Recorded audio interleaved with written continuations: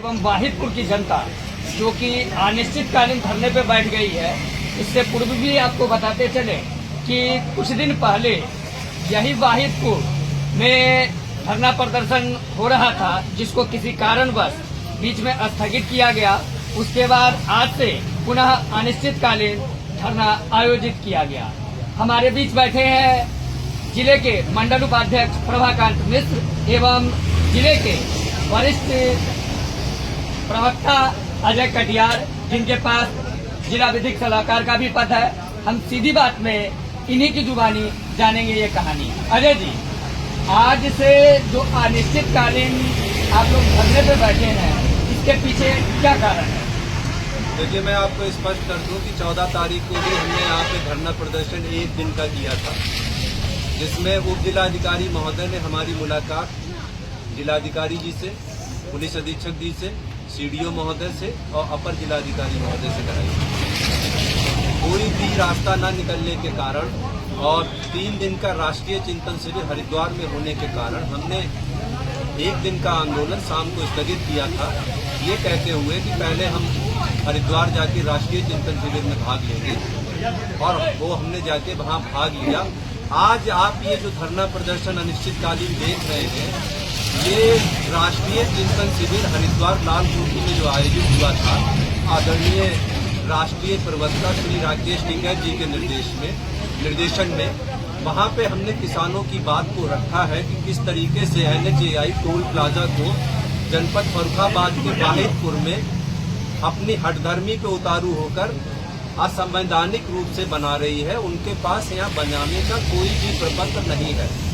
इस बात को मैं इसलिए कह रहा हूँ कि 12 तारीख से आज 21 तारीख है, कोई भी प्रपत्र उन्होंने अभी तक हमें नहीं दिखाया है, और उनके द्वारा जो कागजात माननीय उच्च न्यायालय में दाखिल किए गए हैं, क्योंकि यहाँ के किसान उच्च न्यायालय में हैं, और जो कागजात उन्होंने दाखिल किए हैं उसमें जो दस्तावेज हैं उससे स्पष्ट है कि यहाँ से 2.5 किलोमीटर आगे मुरास कन्हैया पड़ता है, किलोमीटर 30 पे उनका टोल प्लाजा प्रस्तावित है।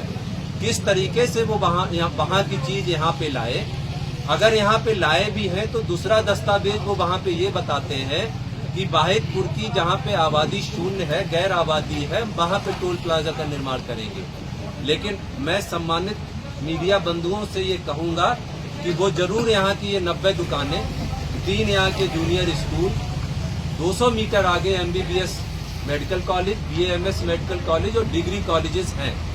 कहने का तात्पर्य ये है कि यहाँ पे आबादी है।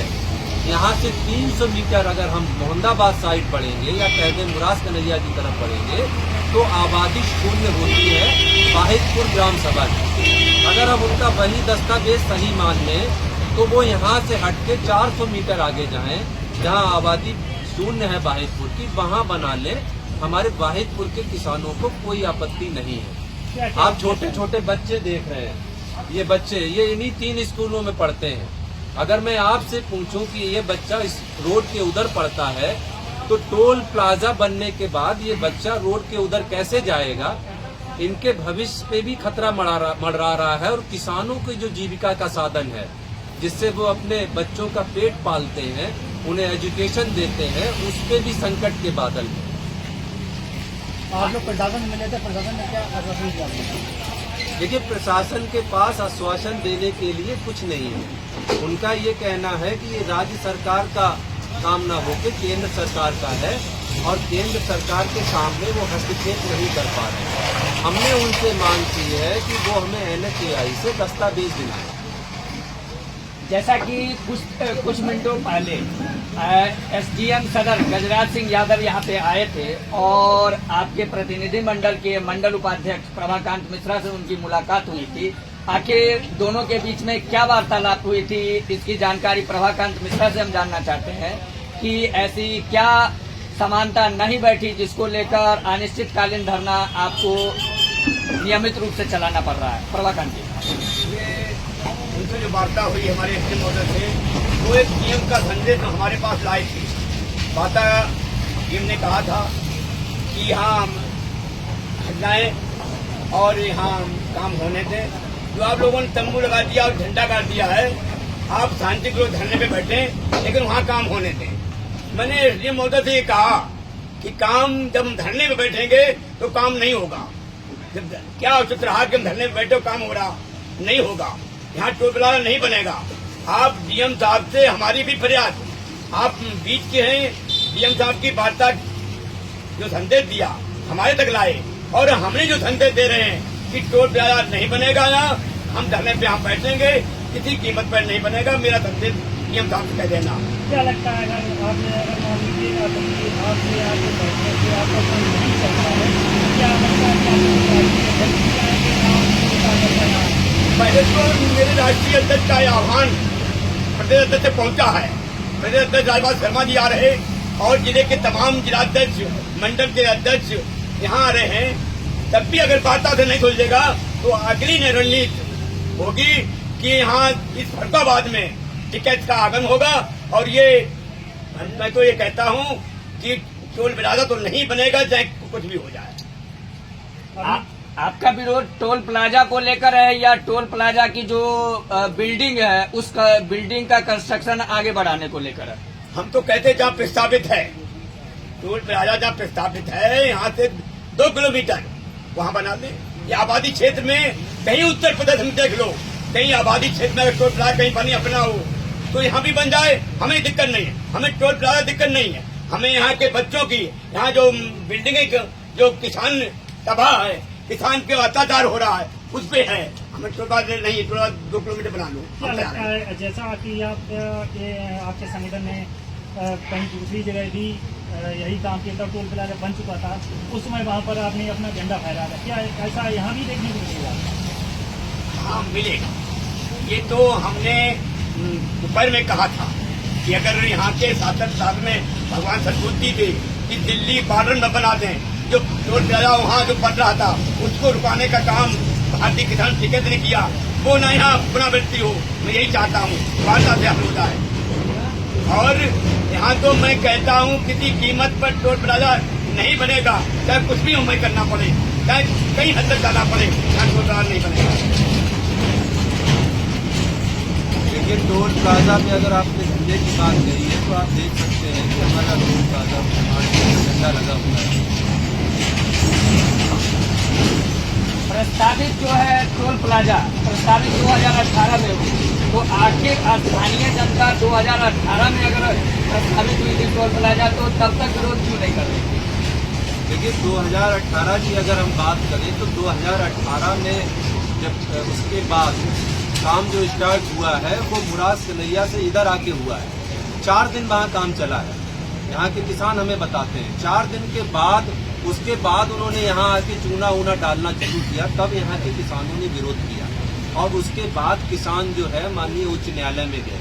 माननीय उच्च न्यायालय में जाने के बाद अभी तक किसानों और NHAI के बीच में कोई भी निर्णय नहीं आया है उच्च न्यायालय से। मैंने यही कहा है कि उच्च न्यायालय में रिट लंबित है, जब तक वहां से कोई फैसला नहीं हो जाता, दूध का दूध और पानी का पानी नहीं हो जाता, तब तक NHAI के लोग बेवजह किसानों को बर्बाद न करें। आप देख रहे हैं इतनी गर्मी है, महिलाओं, किसानों और बच्चों, नौजवानों के चेहरे पे आप देख लीजिए पसीना छूट रहा है।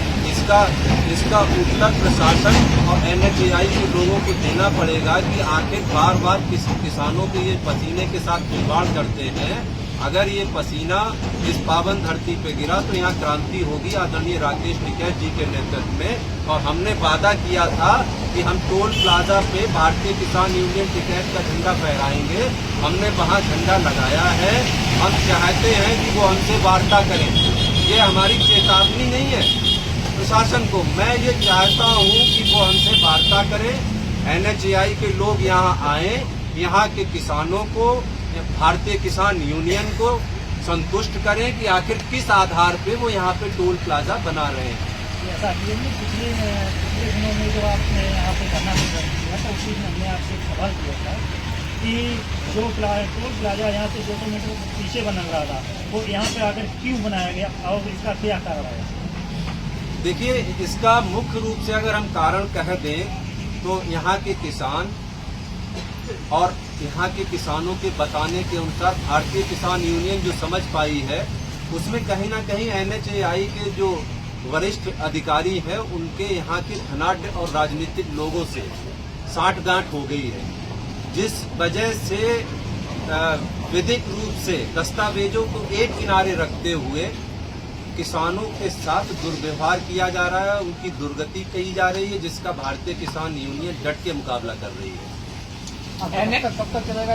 NHI जिसको लेकर गंभीर मुद्दा बना हुआ है, तो NHI के लोगों के द्वारा, जो बड़े अधिकारी है उनके द्वारा वाहिदपुर की आबादी 0 दिखाई गई है। ठीक, अगर वाहिदपुर की आबादी 0 है तो 2024 में हुए मतगणना के दिन और मतदान के दिन आखिर मतदान हुआ कैसे?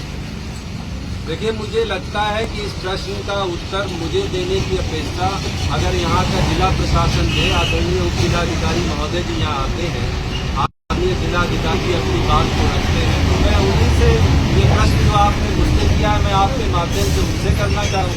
2024 में वाहिदपुर ने यहाँ पे मतदान किया है।